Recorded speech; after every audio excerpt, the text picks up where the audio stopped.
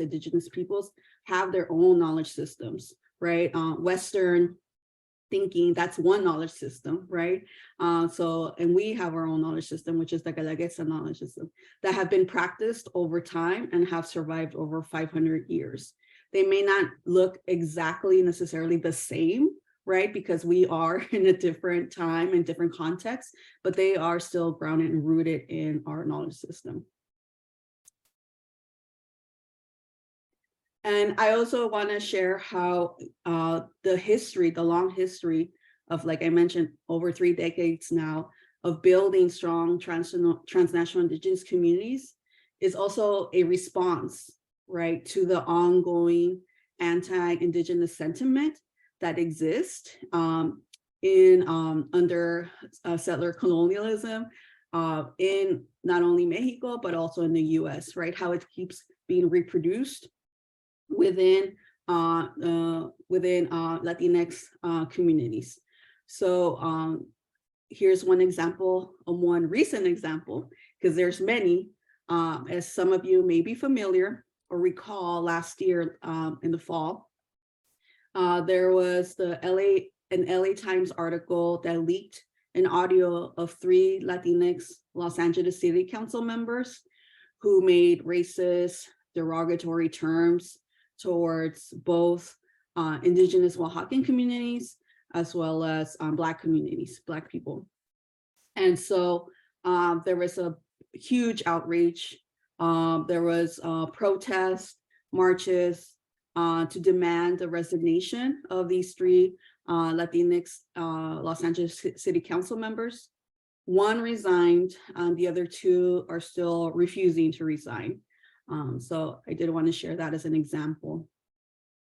The other context that I didn't provide a slide here, but I also want to mention another response to why indigenous communities exist and have been organizing at a transnational level is to build strong communities away from their homeland to keep strong membership to their pueblos originarios, but also, right, a response to anti-indigenous sentiment, and also a response to anti-immigrant rhetoric that continues to subsume indigenous Oaxacans as Mexican nationals, that further erases our lands, our languages, and our knowledge system, right? There's a lot of discourse that assumes and believes that, you know, all people from Mexico, for instance, we're all just Mexican and there's no differences whatsoever across.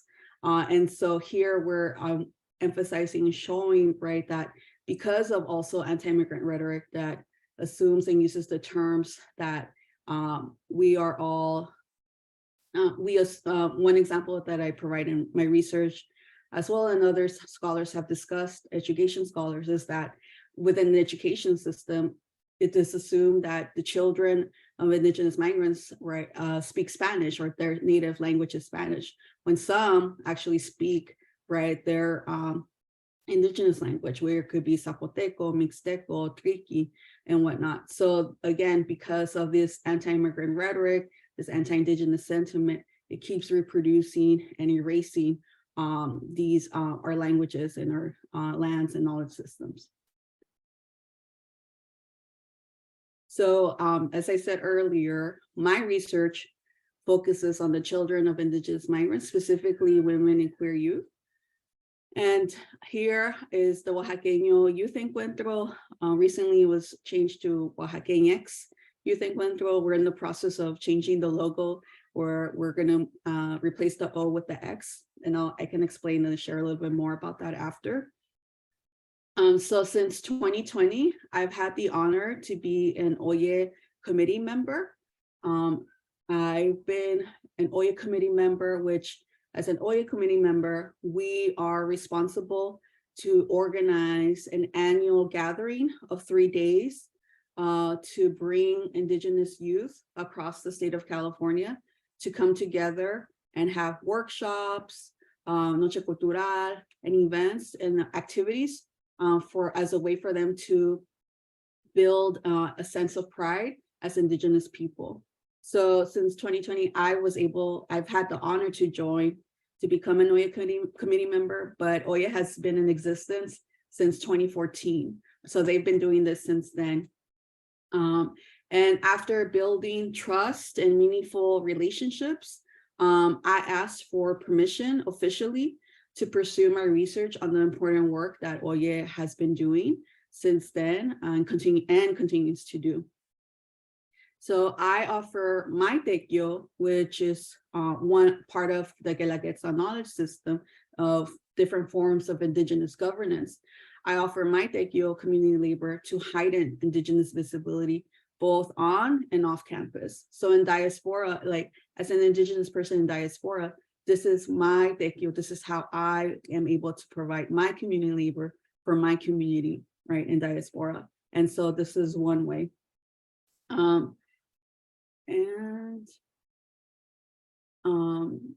Yes, and OYA has really, as I'll share and talk more about my experiences as an OYA committee member and the work that OYA has done, and specifically, I was through my research conducted interviews with some of the co-founders of OYA who are women, and so they'll talk about why. I'll share a little bit more about why they created that space. And yeah. So here's like a brief, the timeline about the Oaxaqueña Youth Encuentro. It's a gathering of 1.5 and second generation Mixtec, Zapotec, and Triqui youth that reside in California. As someone asked me at a different presentation, what does 1.5 mean? So I can clarify that now. So 1.5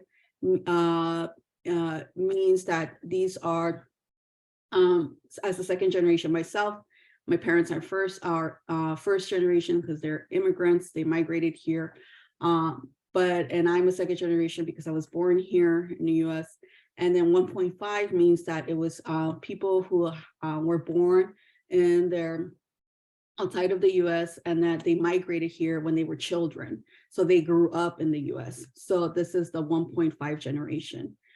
So many of my participants, for example, who I interviewed were migrated to the US from their pueblo originario when they were 2, 3 years old, 5 years old, some were 6. So, but their experiences here, they went to school, their lives are here, they pursued higher education. All of my participants that I interviewed all have completed their bachelor's and some their master's, and a few actually completed their PhD as well. So the first informal gathering for Oye was in 2013. And then the first official Oye gathering was in 2014, like I said earlier.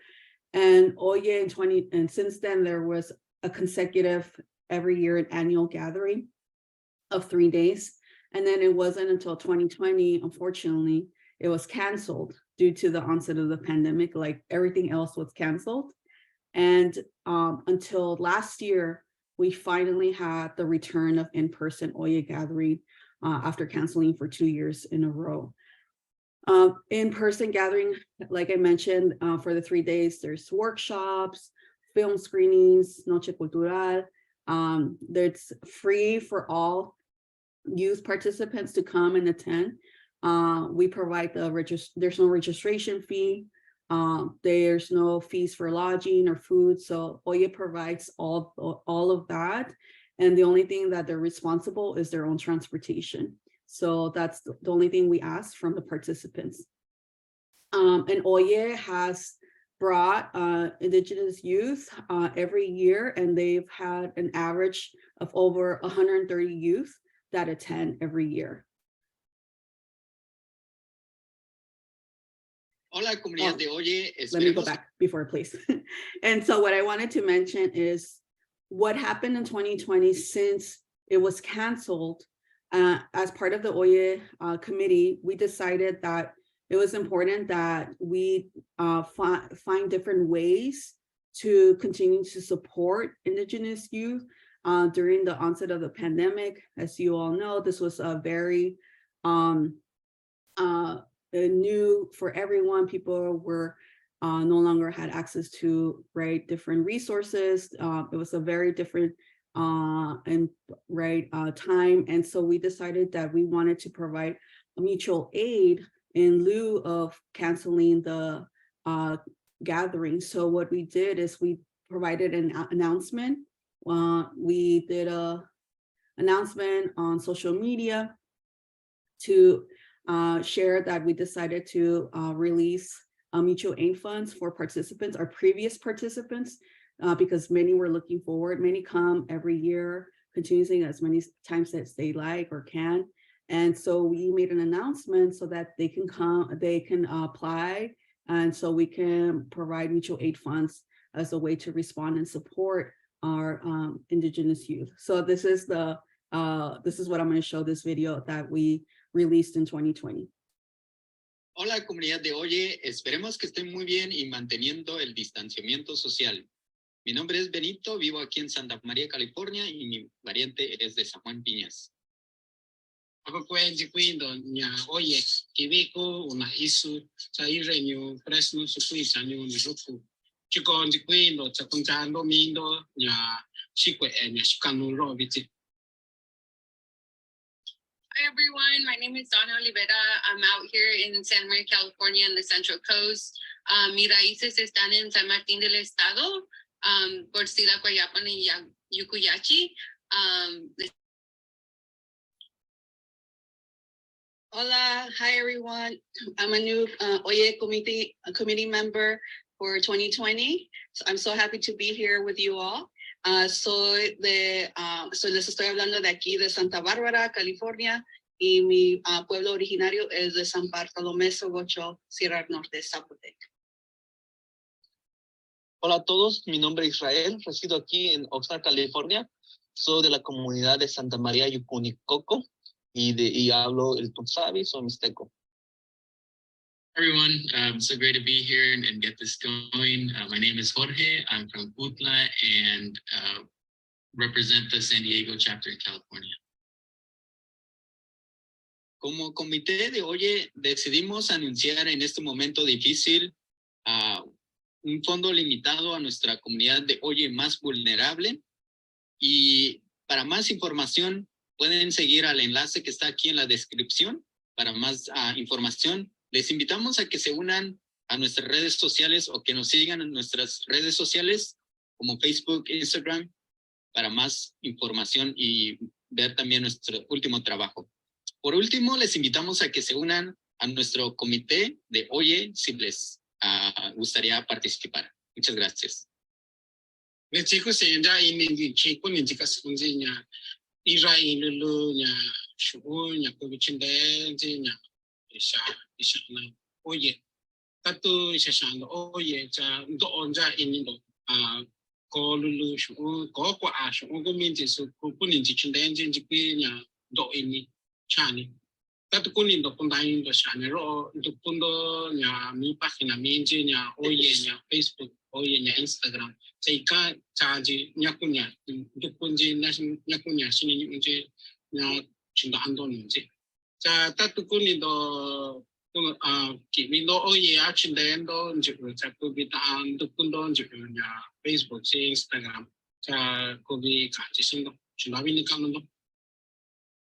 Hi everyone, as part of the Oye Comité 2020, we have collectively decided to open up a mutual aid